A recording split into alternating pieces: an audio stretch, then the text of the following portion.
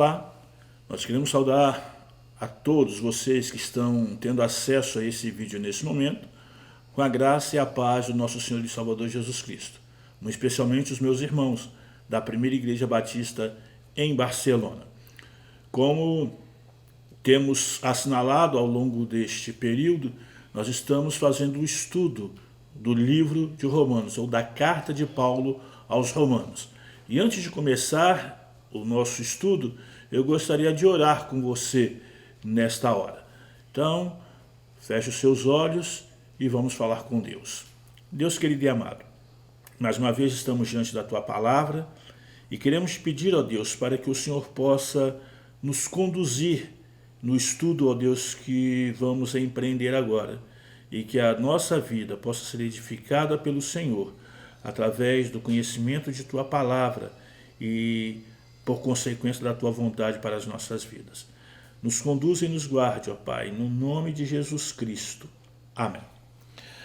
Muito bem, nós temos falado sobre a Epístola aos Romanos, e a carta aos Romanos nós temos nesse estudo intitulado, esse estudo geral, como o Evangelho da Salvação. A carta aos Romanos, ela descreve o Evangelho da Salvação. Vimos no nosso primeiro estudo a parte introdutória, conhecimentos gerais sobre esta epístola, e depois no outro estudo que nós então fizemos, abordando, o segundo estudo abordando o versículo 1 ao versículo 17 do capítulo de número 1, nós estivemos falando sobre as intenções de Paulo, mas sobretudo a saudação, mas sobretudo nós falamos sobre o objetivo da carta, ou sobre o assunto da carta. Tendo visto o assunto da carta, nós hoje estaremos abordando um tema que vai falar, ou que nós vamos abordar do versículo 18 ao versículo 32 do capítulo de número 1. E o nosso tema vai ser a ira de Deus contra os rebeldes. O nosso texto bíblico está, então, como já disse, do versículo 1 ao do versículo 18 ao versículo de número 32. E aí eu gostaria que você, nesse momento, pegasse a sua Bíblia e nos acompanhasse na leitura desse texto da Palavra de Deus, esse texto que vai servir de base para o nosso estudo nesta ocasião. O texto diz assim: portanto, a ira de Deus é revelada dos céus contra toda impiedade e injustiça dos homens, que suprimem a verdade pela injustiça. Pois o que de Deus se pode conhecer é manifesto entre eles, porque Deus lhes manifestou. Pois desde a criação do mundo, os atributos invisíveis de Deus, seu eterno poder e sua natureza divina, têm sido vistos claramente, sendo compreendidos por meio das coisas criadas, de forma que tais homens são indesculpáveis. Porque, tendo conhecido a Deus, não o glorificaram como Deus, nele renderam graças, mas os seus pensamentos tornaram-se fúteis, e o coração insensato deles obscureceu-se. Dizendo-se sábios, tornaram-se loucos, e trocaram a glória do Deus imortal por imagens feitas segundo a semelhança do homem mortal, bem como de pássaros, quadrúpedes e répteis. Por isso Deus os entregou à impureza sexual, segundo os desejos pecaminosos do seu coração, para a degradação do seu corpo entre si. Trocaram a verdade de Deus pela mentira, e adoraram e serviram as coisas e seres criados, em lugar do Criador, que é bendito para sempre. Amém. Por causa disso, Deus os entregou a paixões vergonhosas. Até suas mulheres trocaram suas relações sexuais naturais por outras contrárias à natureza. Da mesma forma, os homens também abandonaram as relações naturais com as mulheres e se inflamaram de paixão uns pelos outros. Começaram a cometer atos indecentes, homens com homens, e receberam em si mesmos o castigo merecido pela sua perversão. Além do mais, visto que desprezaram o conhecimento de Deus, ele os entregou a uma disposição mental reprovável para praticarem o que não deviam. Tornaram-se cheios de toda sorte de injustiça, maldade, ganância e depravação. Estão cheios de inveja, homicídios, rivalidades, engano e malícia. São bisbilhoteiros, caluniadores, inimigos de Deus, insolentes, arrogantes e presunçosos. Inventam maneiras de praticar o mal, desobedecem a seus pais, são insensatos, desleais, sem amor pela família, implacáveis. Embora conheçam o justo decreto de Deus de que as pessoas que praticam tais coisas merecem a morte, não somente continuam a praticá-las, mas também aprovam aqueles que as praticam. Esse é o nosso texto, e que Deus abençoe esta palavra lida em nossos corações. Dentro desse texto, nós temos, portanto, um destaque principal, o versículo, nosso versículo-chave. E o nosso versículo-chave é o versículo de número 18. Portanto, a ira de Deus é revelada dos céus contra toda impiedade e injustiça dos homens que suprimem a verdade pela injustiça. O alvo dessa lição é que, ao estudar essa lição, você terá condições de compreender a horrível condição moral e espiritual da humanidade sem Cristo, a sua incredulidade e a ira justa de Deus contra o pecado. Essa passagem que nós lemos agora, ela faz parte de um escopo maior, faz parte de uma unidade maior que vai desse versículo 18, do capítulo 1, até o capítulo 3, versículo de número 20, onde o grande problema da humanidade é abordado por Paulo. E esse problema, ele só pode ser solucionado pelo poder do Evangelho de Jesus Cristo, pois está presente entre os gentios, o problema, ele está presente no meio dos judeus e também alcança toda a humanidade. Mas que problema é esse? Que problema é esse sobre o qual Paulo está gastando praticamente quase 3 capítulos, melhor dizendo, por completo, praticamente, em abordá-lo? Esse problema é o problema do pecado. É por isso que Paulo apresenta esse diagnóstico do mal que aflige toda a humanidade. E ele vai descrever a verdadeira dimensão da perdição.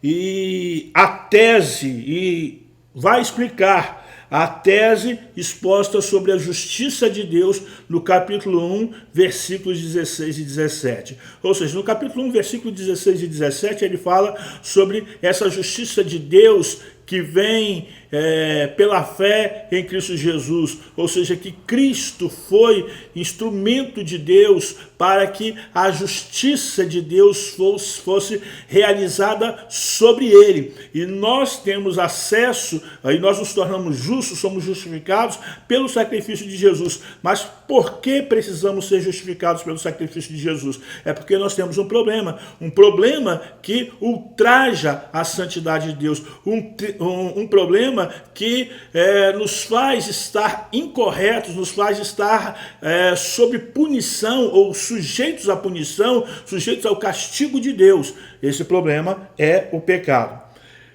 Nesses versículos em especial, do versículo 18 ao versículo 32 desse capítulo de número 1, o foco são os gentios. Paulo está falando sobre o pecado na vida dos gentios, sobre o domínio do pecado na vida dos gentios. Depois ele vai falar sobre os judeus, depois ele vai falar sobre toda a humanidade sujeita ao pecado. Nesta passagem especial, Paulo fala de um tema que não nos parece, ou a muitos não parece muito simpático e também não muito palatável no mundo moderno. Paulo está falando sobre a ira de Deus. Muitos gostariam de tirar esse tema, muitos gostariam de tirar esse assunto do Novo Testamento, especialmente desta carta, que tem uma ênfase muito grande sobre a graça de Deus. A verdade é que muita gente não quer e não gostaria de tratar da ira de Deus, porque pensa na ira de Deus em termos humanos. Pensa na ira de Deus como, relaciona a ira de Deus com a ira humana, que ela é sempre, na maior parte das vezes, uma ira destemperada, uma ira que faz parte de um desequilíbrio. Mas a verdade que observando essa antipatia, F.F. Bruce, no comentário que ele faz da Bíblia, e é editado pela Edições Vida Nova aqui no Brasil, ele diz que a razão por que a ira de Deus, ou a ira divina, está sempre sujeita a mal entendidos, é que a ira entre os homens é eticamente errada. E contudo, diz ele, mesmo entre os homens se fala de uma ira justa. Portanto, é preciso que consideremos a expressão clássica de que a ira de Deus é uma manifestação de sua aversão ao pecado e não ao pecador. Pois, ainda que não aprove o pecado, Deus se empenhou em Cristo Jesus para resgatar o pecador, ao fazê-lo morrer a morte que o pecador merecia, para que em arrependimento o homem viesse a acessar a essa graça de Deus. A expressão no texto de que os homens, homens que suprimem a verdade pela injustiça, é a peça-chave da leitura desse texto. A análise do apóstolo, ela mostra que a depravação da humanidade não é uma fatalidade, uma consequência da ignorância, mas a evidência clara da incredulidade voluntária do homem. Tendo isto em mente, tendo isto posto, em primeiro lugar, nós vamos ver que a ira de Deus é revelada contra a impiedade e injustiça. O texto diz que a ira de Deus é revelada contra a impiedade e justiça. Versículo 18, versículo 19 diz assim: portanto, a ira de Deus é revelada dos céus contra toda a impiedade e injustiça dos homens que suprimem a verdade pela injustiça, pois o que de Deus se pode conhecer é manifesto entre eles, porque Deus lhe manifestou, ou Deus lhes manifestou. A gente precisa esclarecer então, o que é a ira divina? A ira divina vem a palavra ira, e que aqui ela tem o adjetivo divina, vem do grego orgue. E esta palavra fala daquilo que em Deus fica em oposição à desobediência. A obturação, especialmente em resistir ao evangelho, o pecado do homem, e se manifesta em punir. Orgue, ao contrário de tumos, um outro termo grego que define ira, ou que descreve, ou que é traduzido por ira. Orgue é ira pensada, é calma, ela é firmada na vontade, ela é firmada na razão, ela talvez personalizada em Romanos capítulo 12, versículo 19, que diz: dai lugar à ira, à divina retribuição. Tumos descreve uma ira que ela é irracível, que ela é repentina, que ela faz parte de uma perda de controle. Mas orgue fala de ira pensada, ela fala de algo então que é refletido e que não é simplesmente um destempero. Paulo diz que a ira de Deus, o orgue de Deus, se manifesta dos céus contra toda a impiedade e injustiça do homem. A ira de Deus é algo completamente distinto da raiva humana. John MacArthur, ele diz o seguinte: não se trata de uma explosão impulsiva de raiva, voltada de maneira caprichosa às pessoas das quais Deus não gosta. É a resposta certa e determinada de um Deus justo ao pecado. F.F. Bruce diz: é a reação da santidade divina face à impiedade e à rebelião. Isaías capítulo 28 e 21 diz que a ira é a obra estranha de Deus. Diz lá o texto: o Senhor se levantará no monte Perazim, mostrará a sua ira como no vale de Gibeon, para realizar a sua obra muito estranha, e cumprir a sua tarefa misteriosa. Observe, Isaías fala, obra muito estranha, obra estranha. Nigren, citado por Douglas J. Moore no comentário, ou no novo comentário da Bíblia, editado por Edições Vida Nova, diz: uma vez que Deus é Deus, ele não pode assistir com indiferença ao fato de que sua criação é destruída e a sua vontade pisada. Portanto, ele, Deus, enfrenta o pecado de pisada. Portanto, ele enfrenta o pecado com uma ação poderosa e aniquilante. Então, Deus se ira contra o pecado. Deus se opõe ao pecado. Deus não tolera o pecado. Mas Deus quer resgatar o pecador. Qual é o objeto da ira divina? A que a ira divina se dirige?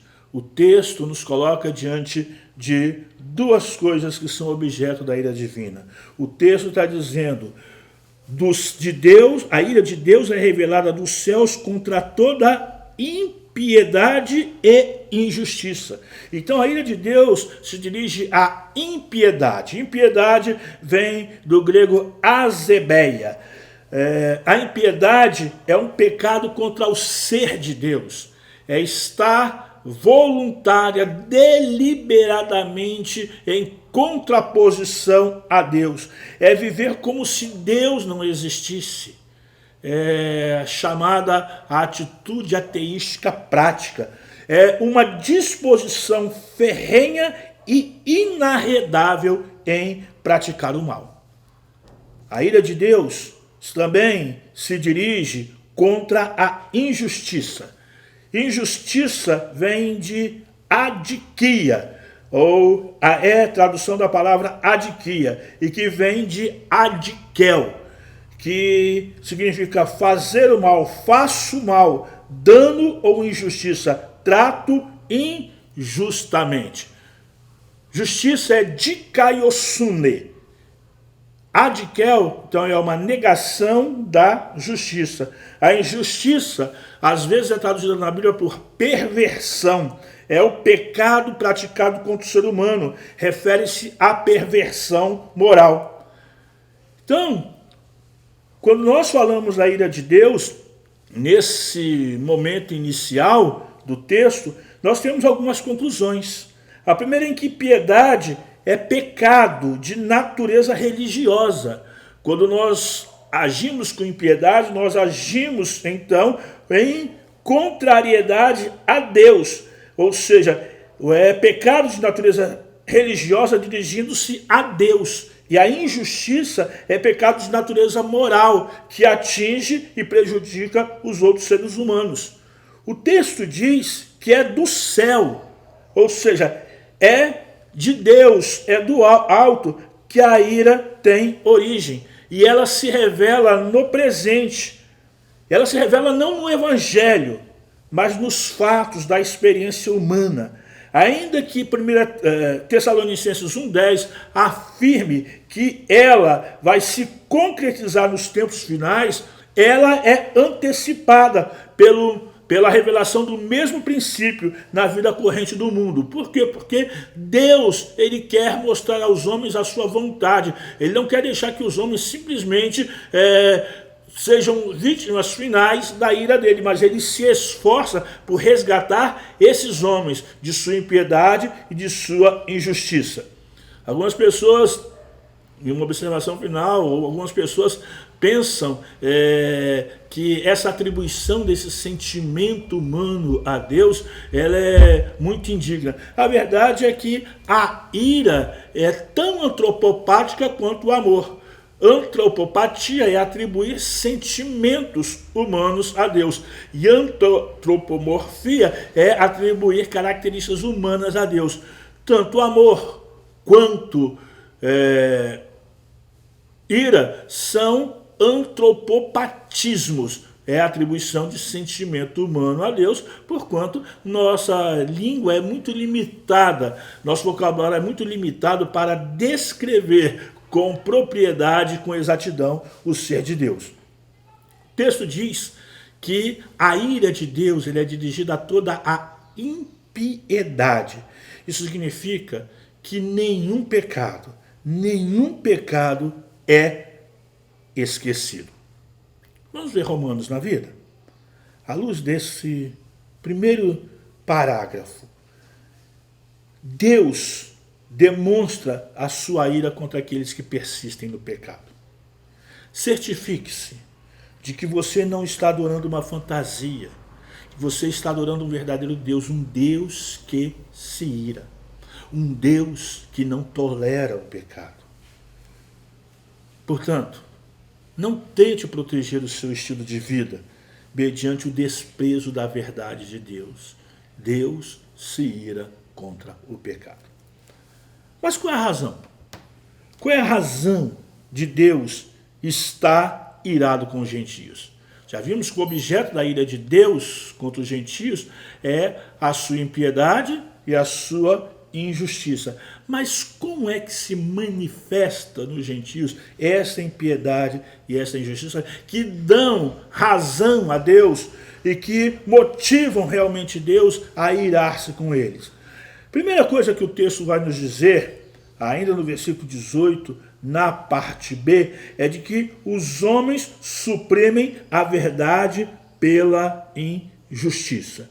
Eles suprimem a verdade pela injustiça.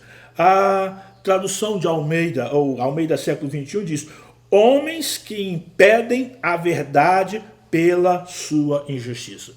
Significa que há um sistema humano iníquo, manipulando a verdade e impedindo que outros conheçam a verdade. Isso significa que quando a verdade é manipulada, outros homens são injustiçados, outros homens são prejudicados. Eles deliberadamente, diz o texto, e essa é a segunda razão. A primeira, eles suprimem a verdade pela injustiça. O segundo é que deliberadamente eles ignoram o conhecimento que Deus dá de si mesmo. O texto está dizendo no versículo 19 o seguinte: pois o que de Deus se pode conhecer é manifesto entre eles, porque Deus lhes manifestou. Isso significa que todo ser humano, inclusive os gentios, à época, que não tinham a revelação especial de Deus escrita, como os judeus possuíam, eles tinham algum conhecimento de Deus. Mas os ímpios e injustos deliberadamente fazem pouco caso dele. Se você for um pouquinho adiante no texto, no capítulo 2 do livro de Romanos, versículos 14 e 15, encontra o seguinte: corroborando essa afirmativa de Paulo, no versículo de número 19 do capítulo de número 1.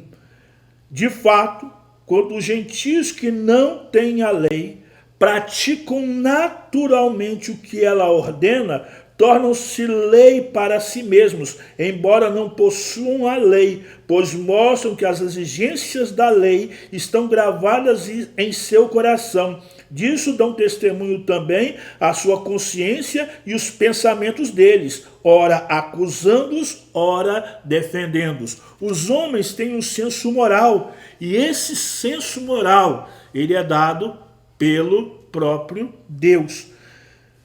Mas o texto está dizendo que a razão de Deus estar irado com os gentios é que deliberadamente eles vivem a ignorar ou a desconsiderar o conhecimento que Deus dá de si mesmo.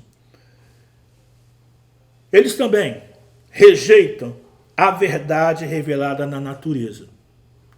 Se sob o ponto de vista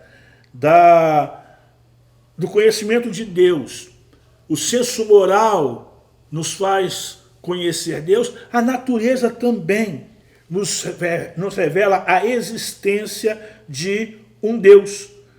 O texto nos assinala nos versículos 20 e 21 o seguinte: pois desde a criação do mundo, os atributos invisíveis de Deus, seu eterno poder e sua natureza divina, têm sido vistos claramente, sendo compreendidos por meio das coisas criadas, de forma que tais homens são indesculpáveis, porque tendo conhecido a Deus, não o glorificaram como Deus, nem lhe renderam graças, mas os seus pensamentos tornaram-se fúteis e o coração insensato deles obscureceu-se.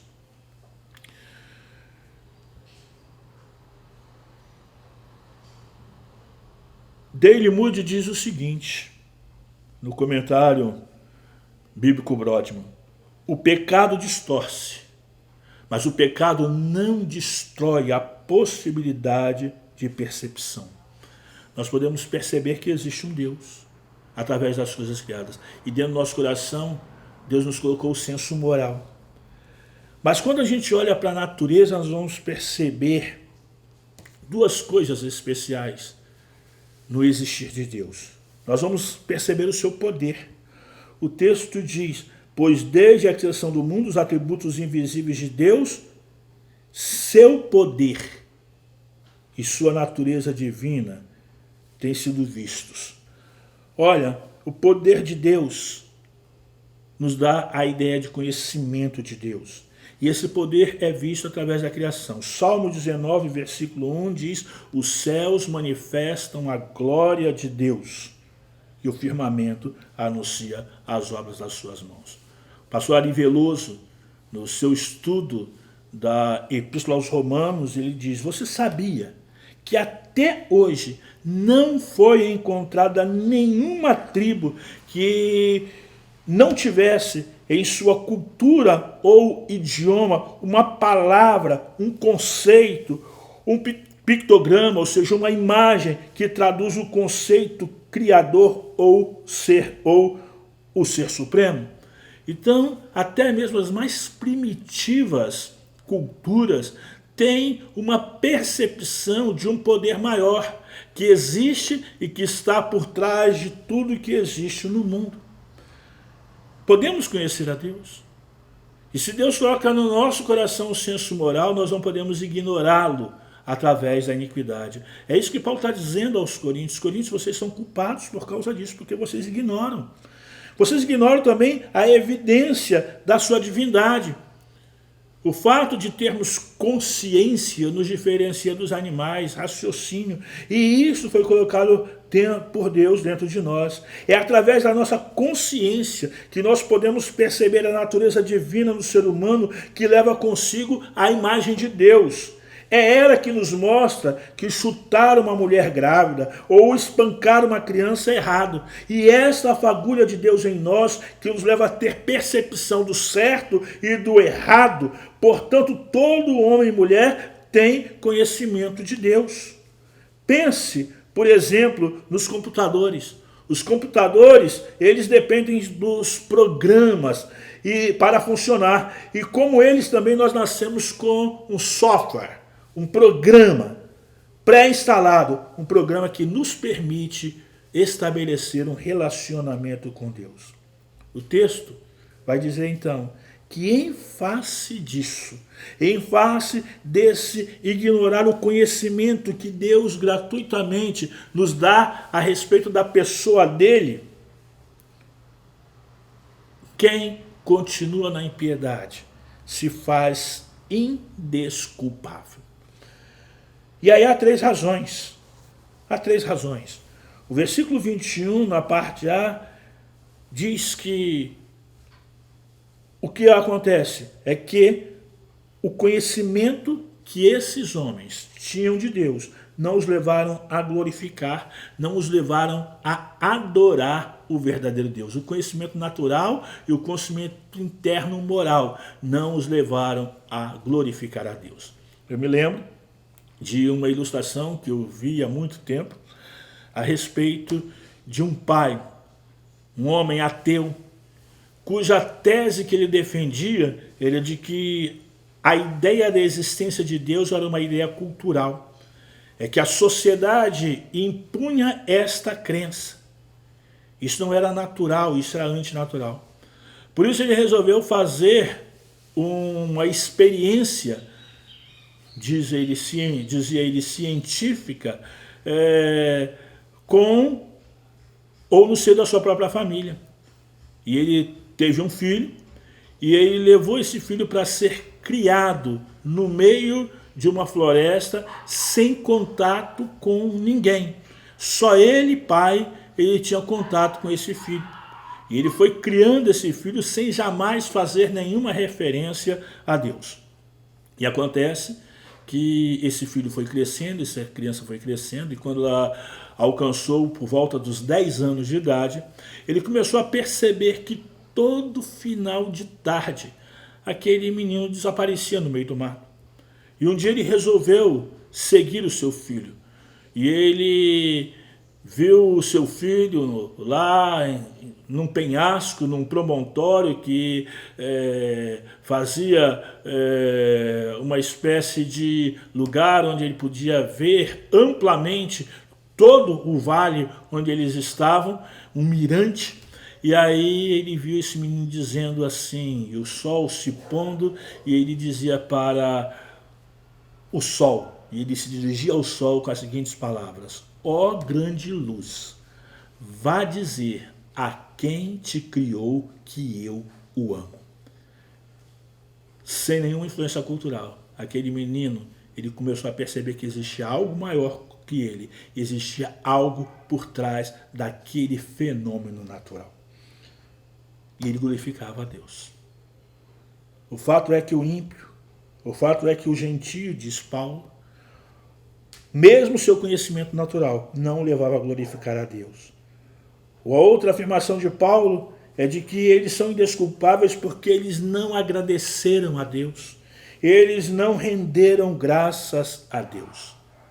Às vezes eu acho muito impressionante quando eu estou num restaurante e costumo baixar a minha fronte e orar ao Senhor. Mas muitas vezes eu vejo pessoas que pegam seus pratos, enchem seus pratos lá no self-service ou num restaurante à la carte e simplesmente começam a comer como se não existisse alguém que esteve por trás de tudo aquilo que existe ali. Não simplesmente um homem, mas desde lá do campo, Deus dando sol, Deus dando chuva, Deus dando possibilidade para que pudesse haver o cultivo da terra, para que os animais pudessem se alimentar e fornecer então a proteína animal para que pudéssemos comer. Muitas vezes as pessoas não agradecem. Isso é sinal de impiedade, segundo o texto bíblico, quando a gente não dá graças a Deus.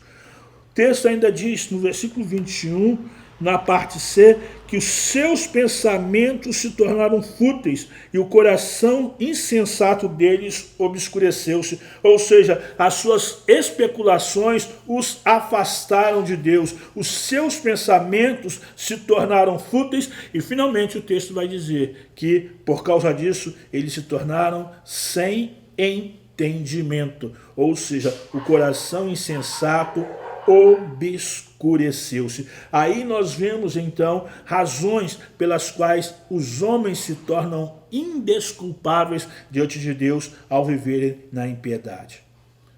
Romanos para hoje. Nossa reflexão.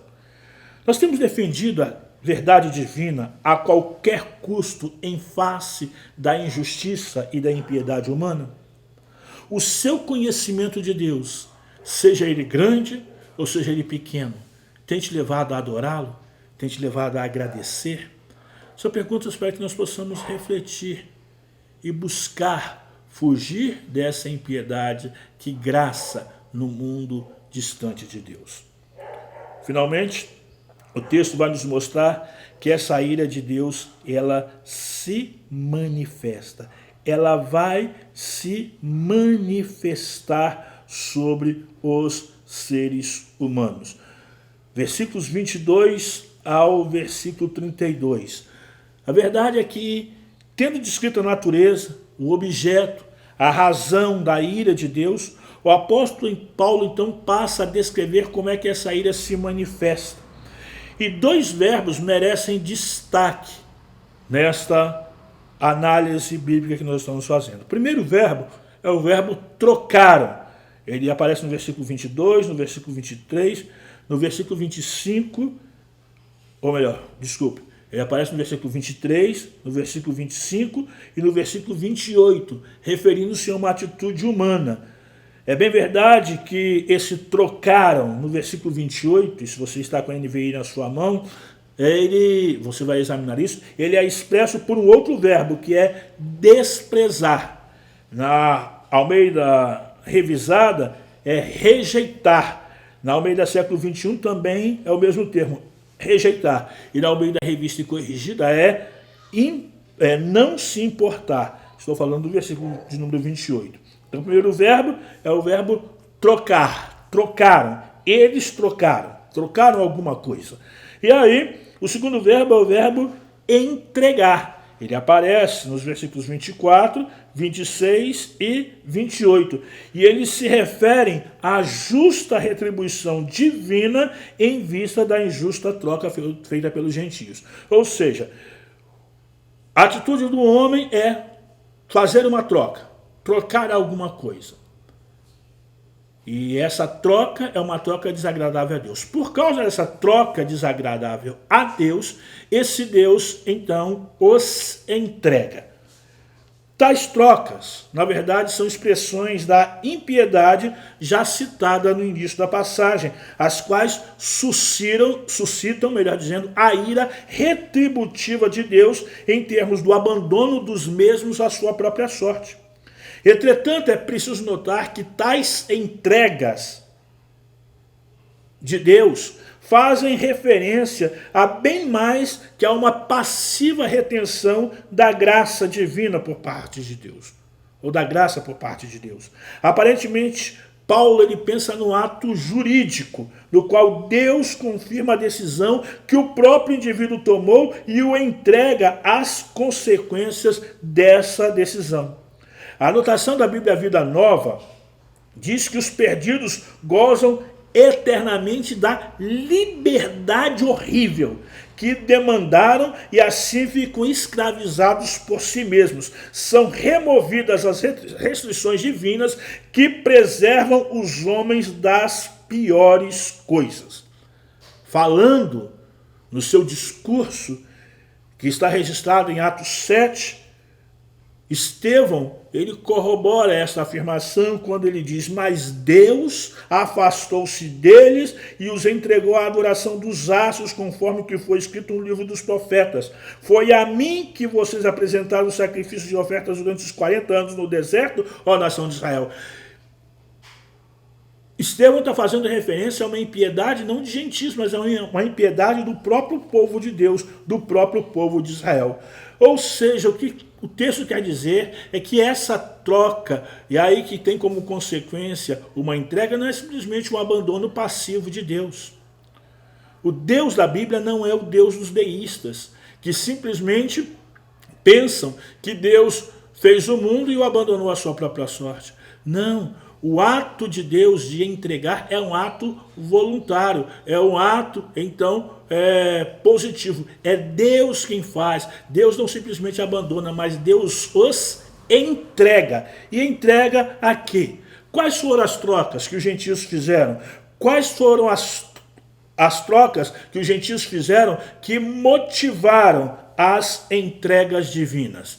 Tais trocas que aparecem nos versículos 23, 25 e 28, e as suas consequências, que são as entregas de Deus, são as seguintes.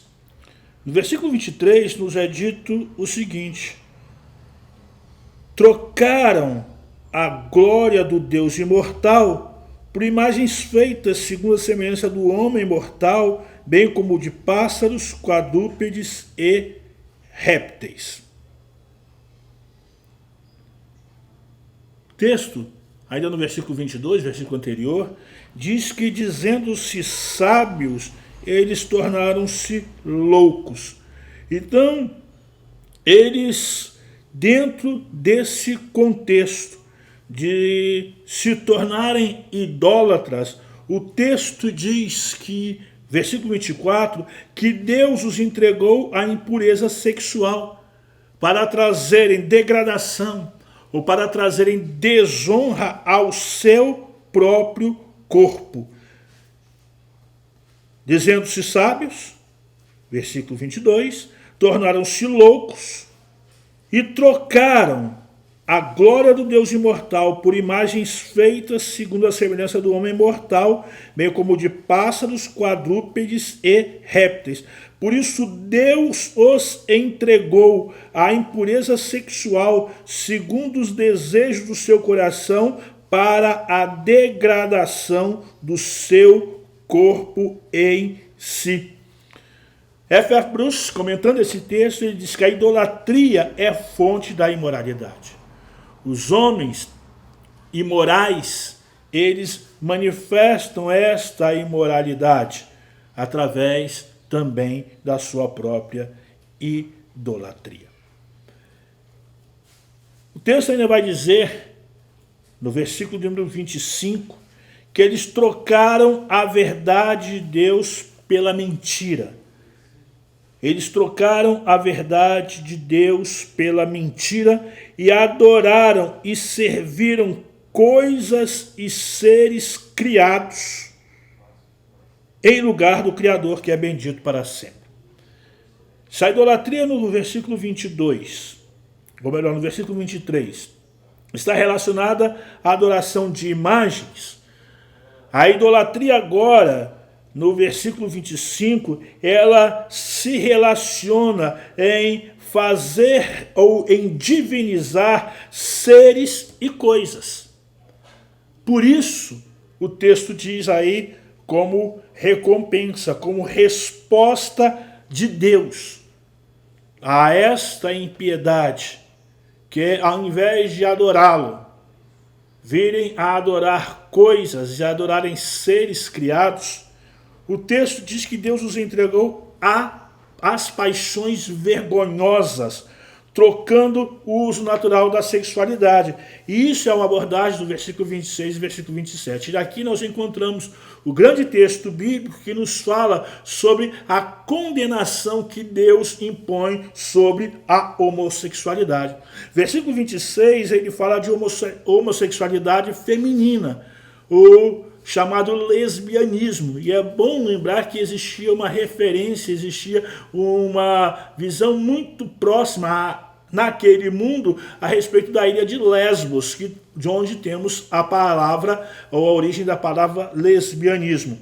O versículo 27 fala que Deus também os entrega à relação sexual ou à homossexualidade masculina. Ari Veloso diz o seguinte: pastor Ari Veloso, o homem, rejeitando o Criador, tornou-se confuso em sua própria identidade e passou a expressar o seu comportamento sexual de maneira deturpada, homossexualismo e lesbianismo. Uma vez que adoram coisas e adoram pessoas, esses homens se tornam confusos em relação à sua identidade sexual. E a homossexualidade era uma prática muito comum naquele tempo, especialmente do lado da pederastria, ou seja, a exploração sexual de menores, especialmente pelos chefes do exército.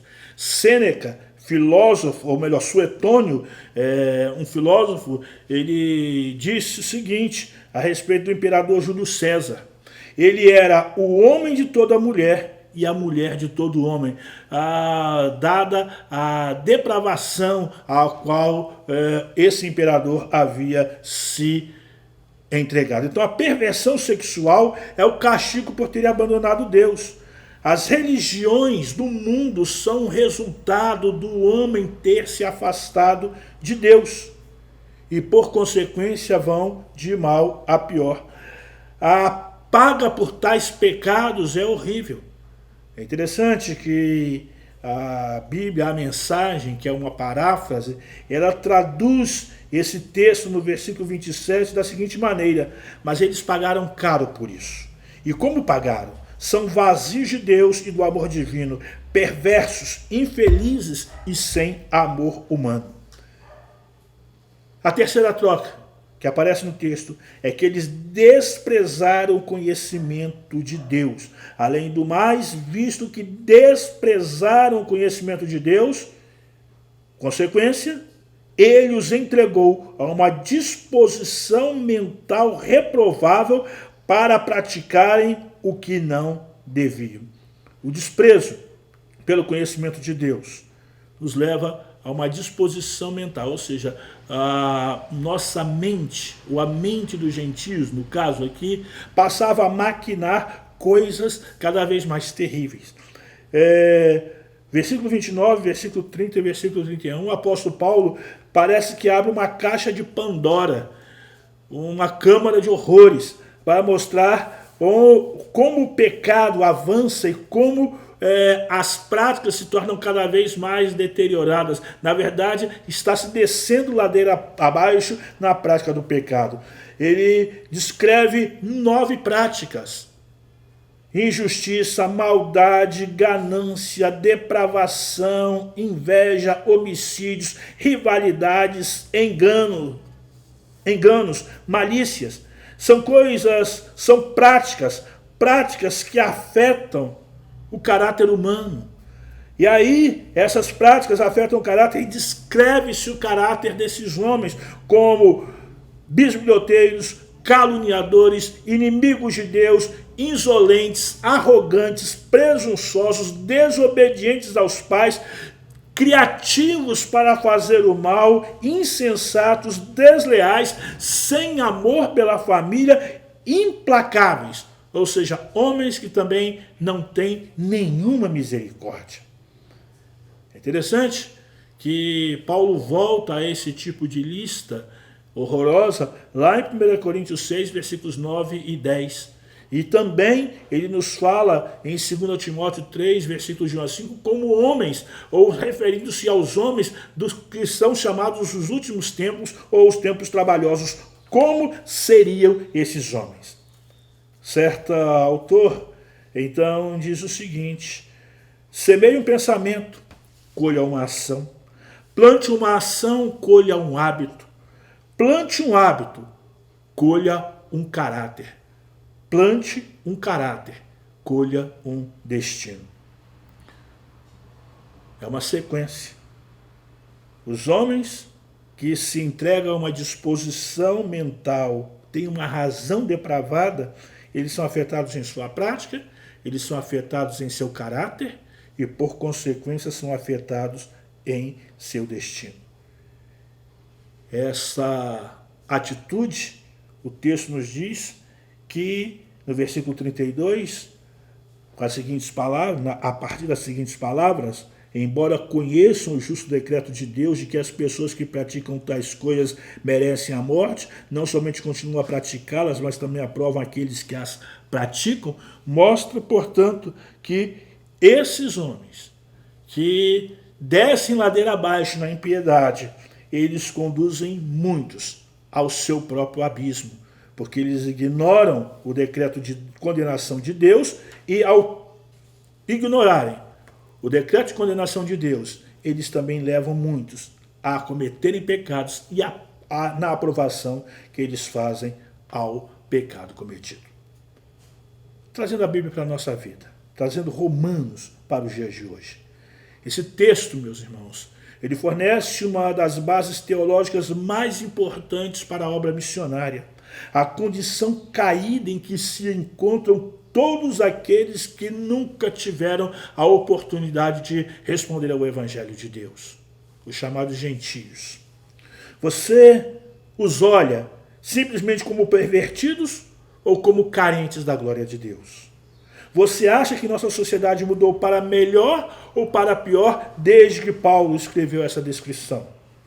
Qual tem sido o padrão moral em seu ambiente de trabalho, na sua vizinhança, na sua escola? Como é que você tem olhado isso? Você tem convencido os não crentes a abandonarem o pecado ou tem sido convencido por esses a praticá-lo? Concluindo, esse texto nos conclama a não banalizar o pecado, onde quer que ele se encontre e seja quem for que o pratique. Nós não podemos brincar com o pecado. Não podemos minimizar os seus efeitos, nós não podemos minimizar os seus resultados. Deus se ira com o pecado, onde quer que ele se encontre e seja quem for que o pratique. Muito embora os gentios não tivessem à época acesso à revelação especial de Deus nas Escrituras Sagradas, e nem tampouco agora, se os considerarmos como um imenso contingente de não crentes que existem no mundo além das nossas fronteiras e que vivem uma vida de entrega ao pecado, mesmo assim eles são considerados indesculpáveis, pois podem ter conhecimento da existência de Deus e podem, através das coisas criadas, e podem ter consciência das exigências morais de Deus que foram implantadas em seu coração. Mas eles teimam por conservar o seu caráter distorcido e por desconsiderar Deus pela perversão da sua mente. Então cabe a cada um de nós desprezar e indignar-nos como Deus com o pecado. Pecado que destrói aquele que se entrega a ele, tanto no corpo quanto no caráter. Mas devemos buscar em Deus sabedoria e forças para ajudar os considerados gentios a ter um encontro transformador por intermédio de Cristo Jesus, recebendo a justiça por ele imputada, recebendo então a graça e a misericórdia manifestada por Cristo Jesus na cruz do Calvário. E estamos nesse domingo celebrando a ressurreição de Jesus, do Jesus que na sexta-feira entregou-se na cruz. Aquele que não conheceu o pecado, diz Paulo aos Romanos no capítulo 5, versículo 8. Deus o fez pecado por nós, para que nele fôssemos feitos justiça de Deus. Que Deus te abençoe. Que Deus nos abençoe. Vamos orar mais uma vez. Obrigado, Senhor, por podermos estudar essa Tua palavra e queremos pedir ao Senhor Deus para que o Senhor possa, num primeiro momento, nos ajudar, ó Deus, na luta contra o pecado. Nos ajudar, ó Senhor Deus, a não permitir, que isso não possa permitir que a nossa mente venha se tornar pervertida pelo mal, pelo pecado. Mas que, por outro lado, também o Senhor possa nos revestir do Teu poder, para que possamos, ó Deus, nos aproximar daqueles, ó Deus, que estão vivendo uma vida de impiedade e, portanto, ó Senhor Deus, também uma vida de culpa perante o Senhor, para que possamos ser agentes que levem Jesus Cristo e lhes proclamem a libertação que só o Teu Filho pode dar. Que eles, ó Deus, ao invés de trocarem ao Senhor pelo pecado, eles troquem o pecado pelo Senhor. E que aquilo, ó Senhor Deus, para o qual o Senhor os entrega por causa do seu pecado, o Senhor os receba, ó Senhor Deus, por causa do arrependimento. Em nome de Jesus. Amém.